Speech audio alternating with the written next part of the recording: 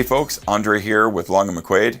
Today we're taking a look at isoAcoustics, and we have the founder and developer, Dave Morrison. And for those of you who don't know, these are isolators for speakers and other applications. And Dave's going to take us through a bit of history and some of the designs. And let's get right into it. So Dave, I understand you worked at the CBC building in Toronto for 20 years or so. Can you talk about that a little bit? Yeah, I worked at the CBC for 20 years, mostly in the design and construction of radio and television studios. I had a senior role on the design team for the Broadcast Center on Front Street. It was the center of the English network. It was the largest multimedia center in the world at 1.72 square feet when it was finished. And one thing that often surprises people, we had studios, radio, television studios, rehearsal halls and everything in there. But that entire building is on 3,000 isolators. And that was done because of the streetcars, the subways, the trains in the vicinity. And we wanted to mitigate or attenuate any terrestrial noise that came into the building. Very cool. So from that experience, how did you morph over to the isolation acoustics world?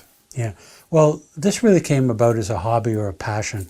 I had an opportunity to meet a designer of a well-known speaker, and he offered to come around to my house and set up the new speakers with me.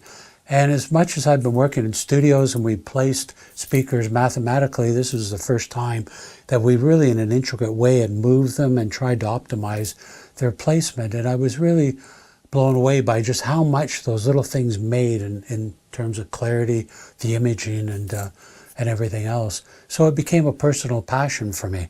I started building many prototypes, many different designs, always looking for placement and optimizing the position.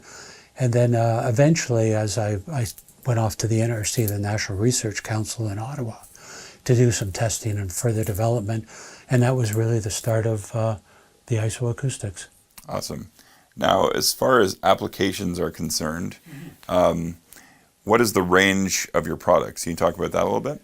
Well, basically, there's two primary channels. One is pro audio, which we're talking about today, whether it's home studios, professional studios, or on the stage. The second channel is home audio, and those are the high-end speakers, the stuff you might have in your living room, and it's the audiophile kind of world. So we treat them as two completely separate channels. The third area that's growing very fast for us is that we now are working with 50 manufacturers to build our products into their products, whether it be their speakers, their turntables, or their amplifiers, I see. to improve the performance of their products as well. Okay, well, let's dive into some of these products here. So let's get started with your hanging applications, and let's talk about that. Great. Well, this is the V120, and it's designed for immersive sound, the Atmos type of environment. And it's a very flexible system. It could be screwed to the ceiling. You can remove this cap. You can put a truss clamp on it. You can put it in unistrut. There's various ways you can hang it. And then we can, from below, we can hang it with a U-clamp, or we could take out these plugs and we could use the C-clamp for other applications. Hang that, yeah. So we have adapters for many different types of speakers. So this is a U-clamp. And this thing just slides into place. If I undid this set screw, this will just slide into place. So when you hang the V120, you just have the bracket on the speaker, you just slide it into place, and then just lock it with the Allen key. This other application is where you got a speaker with mounting inserts on the back. We refer to this as C bracket because you just slide this into the V120. And then we got the tilt, and we got the swivel as well. There's a locking arm here that allows you to swivel and tilt it. So in an Atmos situation, it might be very high over your head, maybe aiming down 45 degrees. We've got the C bracket for that. Or it may be lower down and you're just trying to get the angle. We've got what we call an L bracket that just gives you that nice clean way to get it in. Again, just slipping it into place, hang the unit, and then just slip the bracket into place to position it. Very nice. And again, that could be used in a pro audio situation, home theater, really anything. Okay, now we've got some other products here. You said this product here, you can actually angle the speaker to however you want from your desk. Can you talk about this product here? Yeah, this is the ISO series. So it comes in 4 different sizes. We've got the 120, the 130 there, the 155, and this is the 200. They're all based on the weight and size of the speaker. And there's 14 variations of height and tilt. So we can use the small tubes or the longer tubes to get it up higher. And there's inserts that give us 14 variations of height and tilt. So now you can actually put the inserts in so that it's aiming downward if your monitor is a little bit high. You can aim it upward if it's sitting on your desk. You can deal with desk reflections. You might find that you're getting desk reflections from this position. So by going up higher and aiming down to your ear level, you mitigate those desk reflections wonderful. as well. Great. Okay. So again, like everything, we've got 2 sets of isolators, an insert in between. We have this suction cup-like effect, so that the stand connects directly to the monitor. So there's great adherence there, just the same as it adheres to the supporting surface.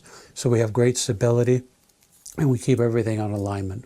Now, there's also pucks. So these are standalone pieces that you would be putting 4 under a speaker, depending on the different size. There are different size pucks here. Why don't you talk about these a little bit? Yeah.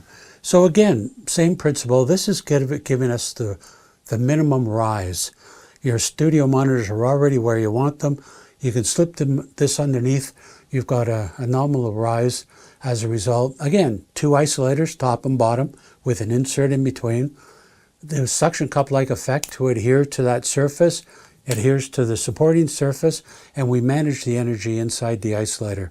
You always install it with the logo forward or 180 degrees back, because the lateral support in there is keeping the control and the focus. We're not allowing the speaker to move, and we don't have acoustic losses as a result, but we have a high degree of isolation. Right, excellent.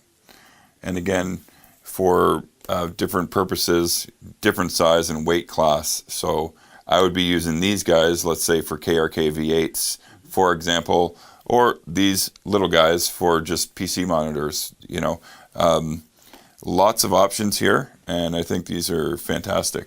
Okay, something we haven't talked about yet, we have something called Stage 1 right here, specifically built for amps. And Dave, why don't you tell us about this unit? And there's also these little pads here that go along with it. Why don't you explain this product for our customers? And yeah. The Stage 1 has got the isolators built in the bottom. They're very much like the ISO pucks. They're built right into the bottom of the frame. Very lightweight, simple frame, stiff, and it goes underneath your amp, maybe anything up to a Fender Twin. You can put it underneath the stage monitors as well, underneath a wedge, and it just basically takes the stage away. You can go from gig to gig without having that energy coming back. Your sound checks move much faster because you're isolating your equipment from the floor itself.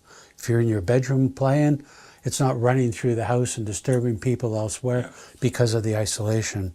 And the reason for these strips is that some amplifiers, like a lot of the Fender amps, have got little metal feet on the bottom. So if you put the strips down, they're just done with the tape on the back, put these down, and it just allows the amp to position. Everything we do, we want things positively connected.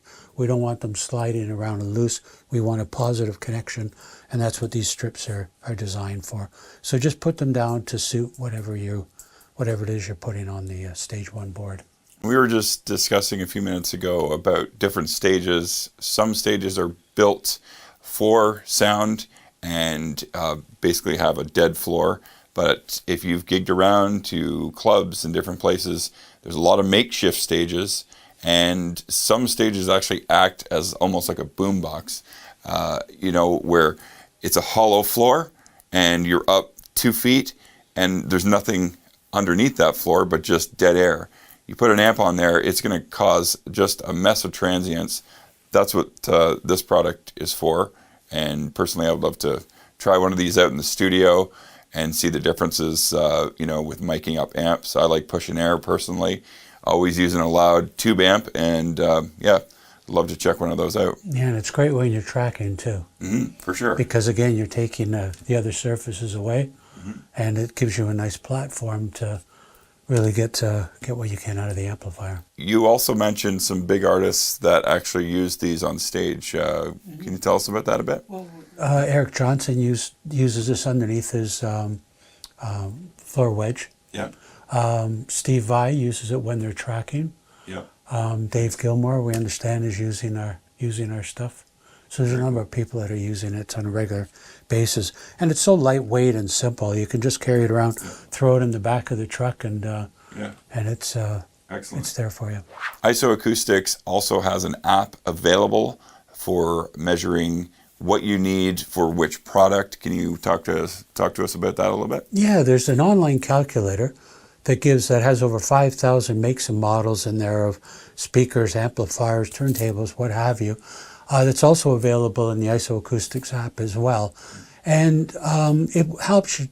It shows you the recommendation for your particular unit. Right. So based on the amp you have, based on the studio monitor, it will tell you what the right product is to do the job. So essentially like a weight calculator versus what you're using. Weight and overall size. Weight and size calculator. Very cool. Okay, awesome. And you also mentioned you wanted to talk about 3 things to keep in mind when it comes to isolation. So let's get into that. Well, there's 3 things to keep in mind with the placement of any speaker or guitar amp on any surface. Everybody gets the first one. They understand that a speaker can excite the supporting surface and you can have dissonant sounds coming off of it. The second thing is you've got structure-borne noise that goes through that surface, maybe conducts into the floor, causes anomalies in the room, maybe some buzzing and rattling, but even more than that, going off into adjacent spaces and upsetting your neighbors. But the third one is a really interesting one, and that is the energy from the speaker is actually hitting the supporting surface. It hits that supporting surface and is conducted back up into the speaker. And you can think of it like bolting a pipe to the wall. You hit it with a hammer, the vibration goes down the pipe, it hits the wall, and the inversion comes back up the pipe again. That energy comes back up into your studio monitors. It introduces smear and cloudiness in the bass. But when you're mixing, any artifacts that are coming back that are similar in both channels, we perceive them to be in the middle, and it collapses the soundstage. It becomes very two-dimensional. When you use our products, we get rid of those. We mitigate all those artifacts coming back up. You get greater clarity and openness, and you'll find that the phantom image, the imaging just becomes much more open and much more clear. So a key point, he said, is collapses the soundstage.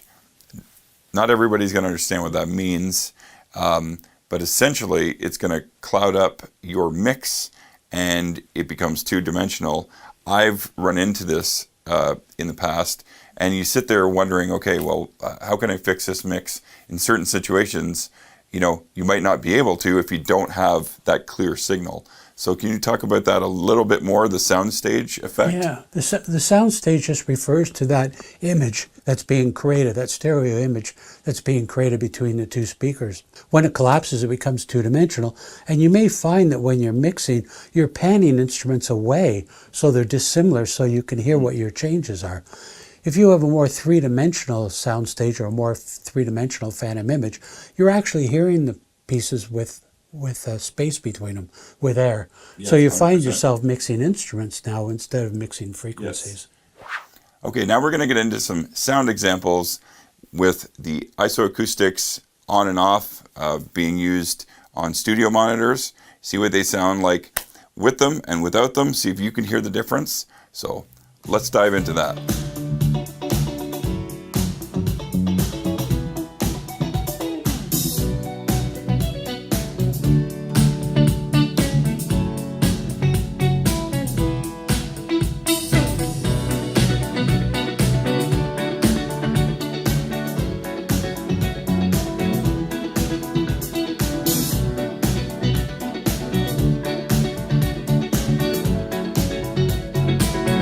Like the legend of the phoenix, all ends with beginning.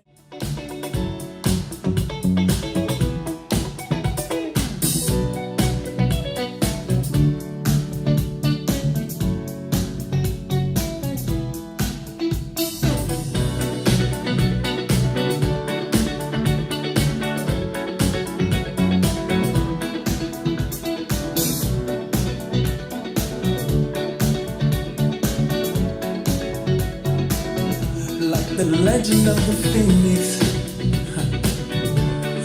ends with beginnings. What keeps the planet spinning? The force from the beginning. After midnight, we're gonna let it all hang out.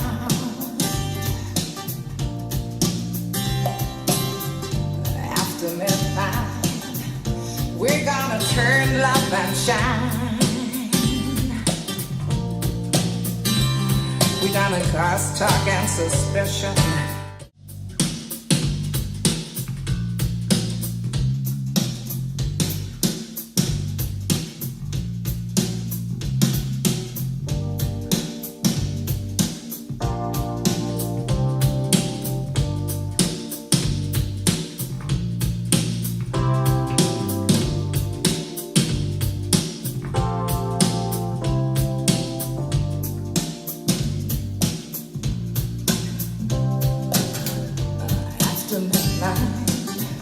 We're gonna let it all hang out.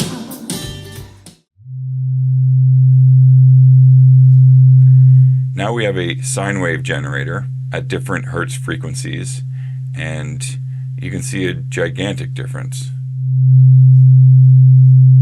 We got the ISO speakers on, off, and look at that spike in vibrations. Absolutely huge.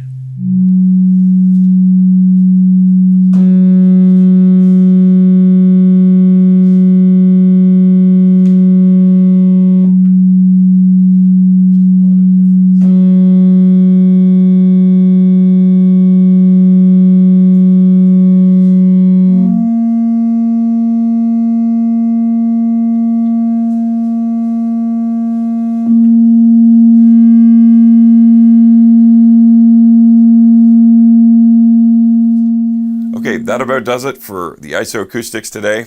Thanks for being with us, Dave. Thank you, Andre. Thank you. It was very informative.